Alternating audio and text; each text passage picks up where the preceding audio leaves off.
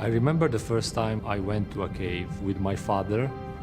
I was 3 years old. I was really scared. I didn't know what was hidden there. But then, when I was about 8, I came back to this cave. Let's say that the curiosity overcame the fear, and then this was the moment when I realized that there was an entire world down there. I got the Rolex Award in 2014 with a project about the Tepuis mountains of Venezuela, Brazil, and Colombia. Our expedition was able to infer the age of these caves, which is over 60 million years.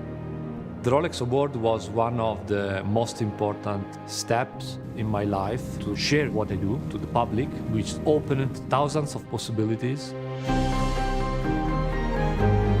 Since then, I've discovered several tens of kilometers of new caves to learn about how life evolved, how minerals formed, about climate, how it changed. The last project, funded by the Portuguese Foundation for Science and Technology, is about a small archipelago in the middle of the Atlantic, just 2 kilometers square. We found a new cave, which was really, really interesting and nobody has been exploring before.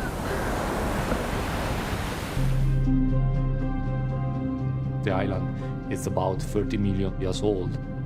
When you go in a cave, you enter in an environment which is a kind of an archive of time.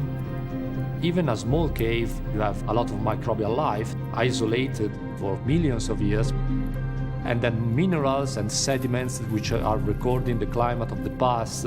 Everything is connected. So there are a lot of things that we can learn for antibiotic purposes, maybe to save a plant from a disease.